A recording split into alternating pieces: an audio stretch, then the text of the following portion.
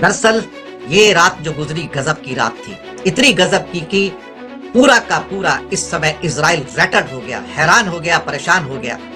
Iran ने कल सारा दिन तबाही देखी और वहां पर रिफाइनरीज हो, पोर्ट्स हो, बंदर अब्बास हो या फिर उसके रेसिडेंशियल ठिकाने हो, न्यूक्लियर ठिकाने हो, एयर बेसिस हो, इजराइल ने जमकर अटैक किए।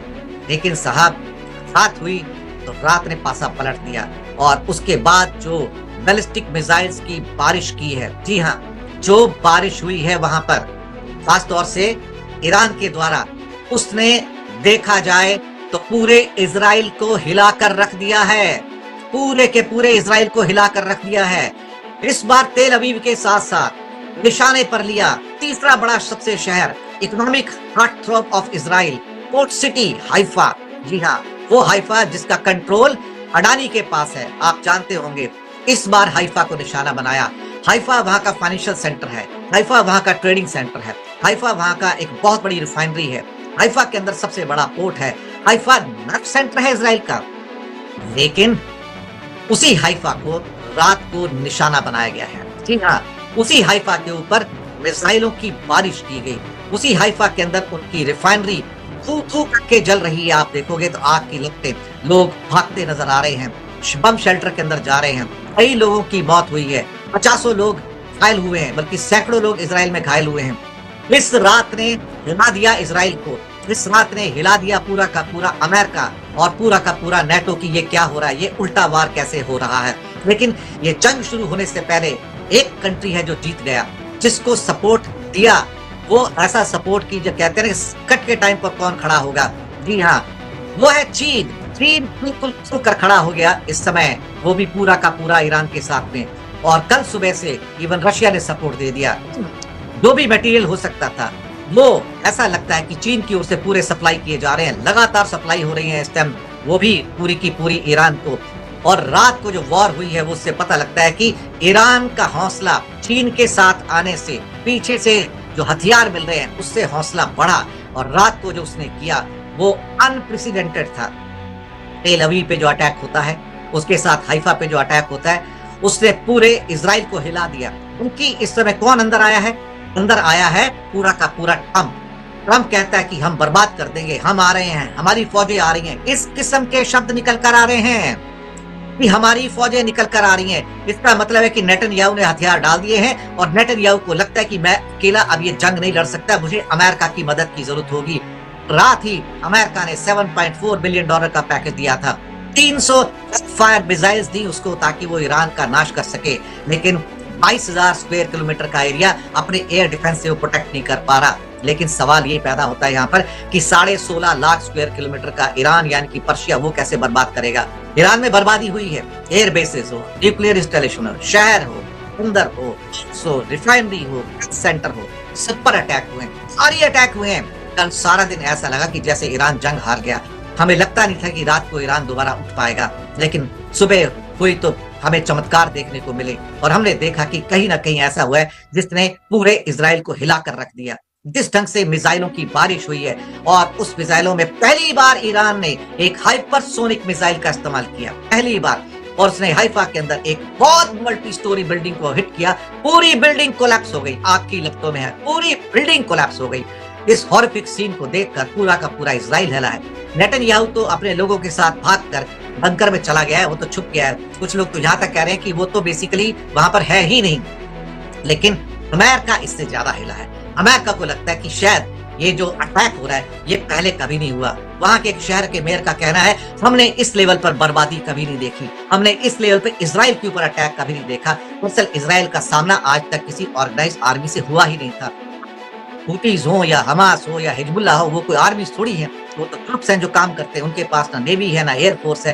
लेकिन एक बात बड़ी पक्की है कि यहाँ पर अगर कूटनीतिक रूप से कोई हारा है तो हम हिंदुस्तानी हार गए, क्योंकि हम इजराइल की ओर मुड़ते चले गए और हमने क्या कहते हैं कि ईरान को अकेला छोड़ दिया। जयशंकर ने बात तो की लेकिन उसके अंदर दम नजर नहीं आया, क्योंकि उसकी मदद करने का जो आदमी आया वो चाइना आया। फू कॉन्ग उनके रिप्रेजेंटेटिव कहते हैं कि तुम जालिम हो, तुम जो कर रहे हो गलत कर रहे हो, इजराइल जो कर रहा है गलत कर रहा है और उसको रोका जाना चाहिए इमीडिएटली। और फिर खुलकर अपनी सपोर्ट दिया। और इसके साथ में नेतन्याहू ने भी जो पुतिन से बात की थी, पुतिन ने उसको क्रिटिसाइज किया कि तुम ये क्या कर रहे हो, लेकिन नेतन्याहू के ऊपर एक पागलपन सवार है, पागलपन सवार है। ये कुछ फोटोग्राफ जो रात के हमले के हैं मैं आपको दिखाना चाहता हूं, जो कि ईरान के हमले थे, और जो बारिश की है उसने, जी हाँ बारिश की है उसने पूरी की पूरी मिसाइलों की हाइफा के ऊपर, तेल अवीव पर। ये उसका एक प्रमाण है कि आप रोकोगे तो कितने रोकोगे। कोई भी एयर डिफेंस सिस्टम हो 60, 70, 75, 80% तक रोक पाएगा, लेकिन बाकी 20% तो आपको डैमेज करेंगे ना। वही चाल चली है शायद मुझे लगता है रात को ईरान ने, और शायद मुझे ये भी लग रहा है कि अब उसको चीन का ऊपर से सपोर्ट मिल रहा है। हो सकता है सैटेलाइट और या कुछ एवॉक सिस्टम जो होंगे उसके द्वारा उसको सपोर्ट मिल रहा होगा। ये तबाही के निशान है, ये इजराइल के अंदर तबाही के निशान है। ये हाइफा की रिफाइनरी जो धू करके जल रही है, ये सोच सकते हैं आप। लोग भागते हुए इजराइल के अंदर शेल्टर में जा रहे हैं, उनकी हालत खराब है, रुक नहीं पा रहे हैं, और इस किस्म के आग के सीन आपको जगह जगह वहां पर नजर आ रहे हैं।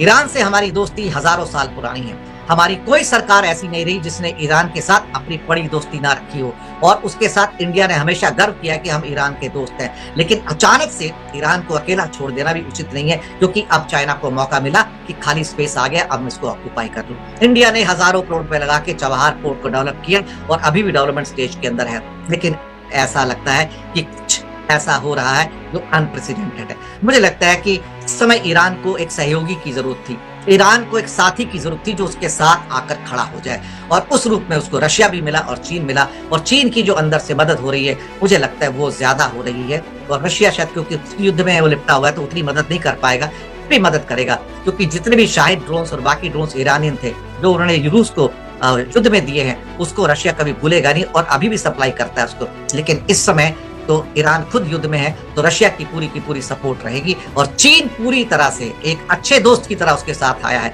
मुझे लगता है कि ये एक टर्निंग प्रोपोजिशन बन गया विस्टम। जी हाँ, ये गल्फ के अंदर एक टर्निंग प्रोपोजिशन है कि इस समय चाइना ईरान के दोस्त के रूप में निकल कर आया, जो उसके टाइम में उसको बैलिस्टिक मिसाइल भी सप्लाई कर रहा है, और साथ में ये सब चीजें हो रही हैं। कहीं ना कहीं हमारे जो टिकल ब्लंडर्स होते हैं, जो कि क्या कहते हैं कि जो हम कर रहे हैं, वो बहुत बड़े हो रहे हैं। इवन खड़गे साहब ने कल कहा कि आपकी विदेश नीति गड़बड़ा गई है, आपकी फॉरेन पॉलिसी गड़बड़ा चुकी है, ये आप क्या कर रहे हैं। लेकिन शायद कुछ सुनने वाला नहीं है। अंधी दीवारों के सामने कांग्रेस के नेता भी आकर बातें कर रहे हैं, क्योंकि बीजेपी तो अब पूरी की पूरी इजरायलीकरण हो गया है, उसका इजरायलीकरण हो गया है। उसको किसी की बात ही नहीं सुननी, उसको कोई दूसरा वर्ड नजर नहीं आता है। वो अमेरिका के पैरों के अंदर पूरा का पूरा पड़ा हुआ है, पूरी की पूरी सरकार पड़ी है। और अब मोदी जी G7 में जा रहे हैं, लेकिन G7 में यही तो चर्चा होगी, और वहां पर G7 के सभी देश कहेंगे ईरान को बर्बाद कर दो, ईरान को तबाह कर दो, ईरान की मिट्टी में मिट्टी मिला दो। तो क्या मोदी वहां पर कहेंगे कि ये आप कैसी बातें कर रहे हैं? क्या मोदी वहां पर कहेंगे कि आप न्यूक्लियर इंस्टॉलेशन पे अटैक करके आपने वियना कन्वेंशन को तोड़ा है, आप कभी उस पर नहीं कर सकते थे? लेकिन मोदी में इतनी हिम्मत नहीं है, जयशंकर में इतनी हिम्मत नहीं है। और एससीओ का जब कल स्टेटमेंट आता है कि हम न्यूक्लियर इंस्टॉलेशन के ऊपर जो अटैक हुए हम उसका समर्थन नहीं करते हैं, हम उसका समर्थन नहीं करते हैं। और उसके बाद यही हुआ कि इंडिया ने डिस्टेंस किया, नहीं ये हमारा स्टेटमेंट नहीं है, एक डरे हुए सरकार की तरह ये काम कर रहे हैं। उसके बाद यूएनओ के अंदर जब सीज फायर का एक मसला आता है, जहां पर इजराइल से कहा जाता है कि गजा में सीज फायर करो, इंडिया ने वहां भी वोट नहीं किया। मुझे लगता है कि भारत डिप्लोमेटिकली और आइसोलेट होता चला जा रहा है, और इसमें जो फायदा हो रहा है वो सारा का सारा चीन का हो रहा है, रशिया को हो रहा है। इंडिया जितना रशिया और चाइना से दूर जाएगा, उतना ही मुझे लगता है कि अमेरिकन कैंप के नजदीक आता चला जा रहा है। मोदी को लगता है कि हम अमेरिकन कैंप में जाएंगे तो ज्यादा फायदे बनेंगे, ट्रेड करेंगे, सब कुछ करेंगे। लेकिन जब आप किसी एक जगह जाते हो तो फिर उसके बाद आप दूसरी जगह को वैकेट करते हो, तो आप उस नुकसान का, उस कॉन्सिक्वेंसेस का आज अनुमान नहीं लगा सकते जो होने जा रहा है। हमने शायद अपनी 75 साल की डिप्लोमेसी में इतना बड़ा चेंज कभी नहीं देखा जो अब हो रहा है। ये शर्मनाक है कि हम संतुलन नहीं बना कर पा रहे हैं, हम उसके अंदर बैलेंस नहीं कर पा रहे हैं। जो हम इंडिया, अपना रशिया और अमेरिका के बीच में बैलेंस करते थे, हमने उस बैलेंस को गवा दिया है इस समय, और चीन के हाथों वो सौंप दिया जो चीन कब से चाह रहा था कि अफगानिस्तान तो उसने अपने कब्जे में लिया, और साथ में उसने ईरान को भी ऑलमोस्ट ले लिया। ईरान हमेशा शुक्रगुजार रहेगा चीन का, क्योंकि बहुत मुश्किल के वक्त में वो उसके साथ